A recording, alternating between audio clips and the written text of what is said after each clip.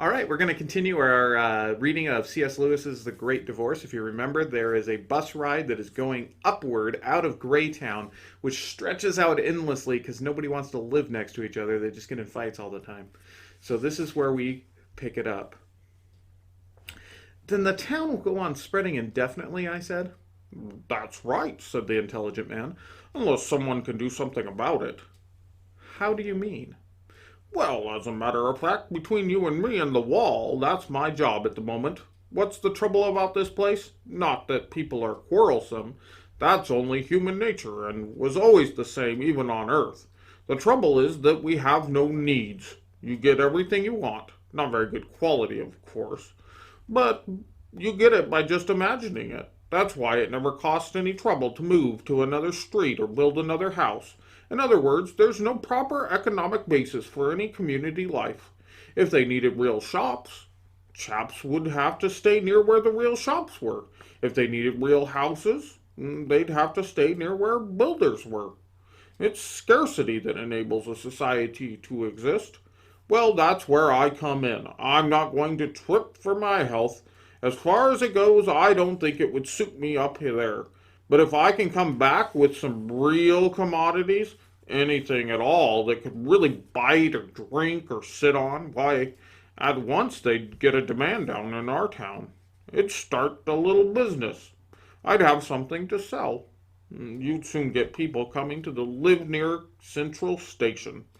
2 fully inhabited streets would accommodate the people that are now spread over millions of square miles of empty streets. I'd make a nice little profit and be a public benefactor as well. You mean if they had to live together, they'd gradually learn to quarrel less? Well, I don't know about that. I dare say it could be kept a bit quieter. You'd have to chance to build up a police force, knock some kind of discipline in them anyway. And here he dropped his voice. It'd be better, you know. Everyone admits that. Safety in numbers. Safety from what? I began, but my companion nudged me to be silent. I changed my question. But look here, said I. If they can get everything just by imagining it, why would they want any real things, as you call them? Eh? Oh, well, they'd like houses that really kept out the rain. Their present houses don't? Well, of course not. How could they? What the devil is the use of building them? The intelligent man put his head closer to mine. Safety again, he muttered. At least the feeling of safety. It's all right now, but later, you understand. What? Said I, almost involuntarily sinking my voice to a whisper. He articulated noiselessly as if expecting that I understood lip reading. I put my ear close to his mouth. Speak up, I said. It will be dark presently, he mouthed. You mean the evening is really going to turn into night in the end?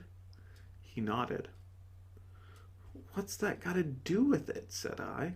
Well, no one wants to be out of doors when that happens. Why?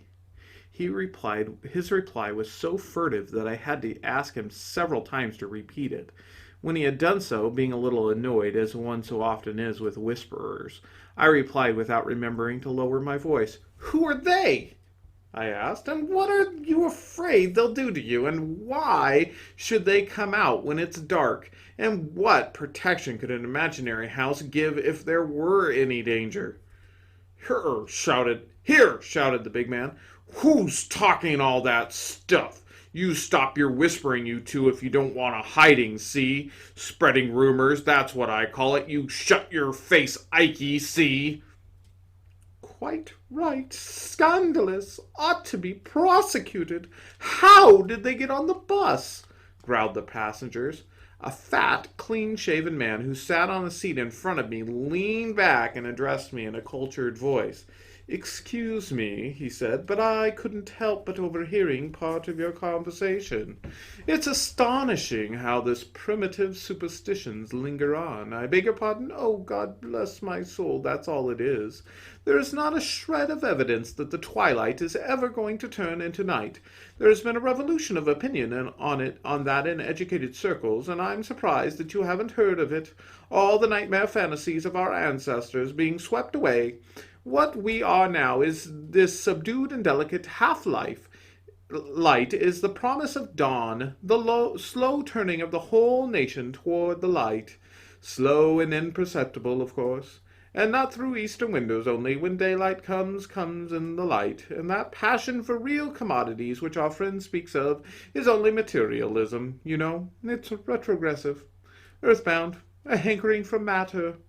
But we look on the spiritual city, for which all its faults, it is spiritual, as a nursery in which the creative functions of the man, now freed from the clogs of matter, began to try their wings.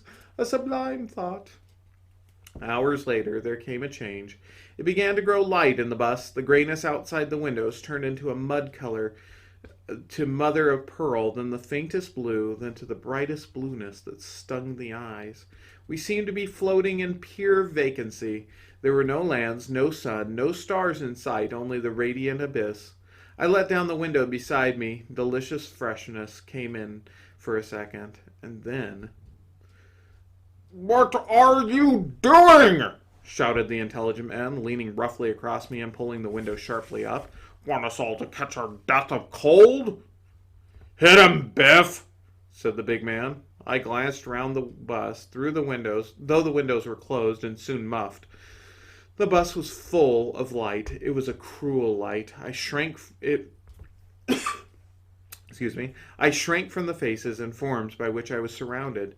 They were all fixed faces, full not of possibilities but impossibilities, some gaunt, some bloated, some glaring with idiotic ferocity, some drowned beyond recovery in dreams, but all in one way or another distorted and faded.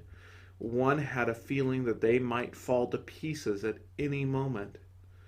If the light grew much stronger, then there was a mirror on the end of the wall of the bus, and I caught sight of my own. And still, the light grew. And that's the end of chapter 2.